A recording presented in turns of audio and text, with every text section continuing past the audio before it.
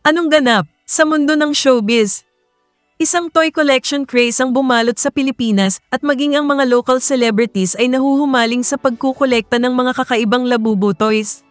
Ang labubo, isang karakter mula sa The Monsters series na nilikha ng Hong Kong-born artist na si Kasing Long, ay naging patok na accessory, lalo na sa mga Filipino stars. Isa sa mga sikat na personalidad na sumali sa labubo craze ay ang aktres at fashion icon na si Heart Evangelista.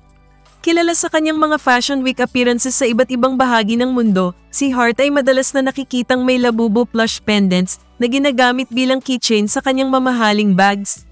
Dahil sa kanyang fashion sense, naging uso ang mga quirky toys na ito bilang stylish accent. Samantala, si Marian Rivera naman ay nahumaling din sa labubo craze, nagkokolekta ng iba't ibang laki mula sa maliliit na plush pendants hanggang sa malalaking mega labubo figures. Maliban dito, si Marian ay isa ring tagahanga ng iba pang Pop Mart collectibles tulad ng Molly at Skull Panda series. Pati na rin ang kapamilya star na si Vice Ganda ay sumali sa trend. Sa isang episode ng It's Showtime noong October 10, ipinakita niya ang 6 na labubo na nakasabit sa kanyang luxury bag, tinawag pa itong kanyang babies, na nagpapakita ng kanyang pagkahilig sa toy line na ito. Hindi rin nagpahuli sina Rufa Gutierrez at Annabel Rama na nag-flex ng kanilang sariling labubo collection sa Instagram. Sumama sila sa listahan ng mga celebrities na tinatangkilik ang lumalaking trend na ito.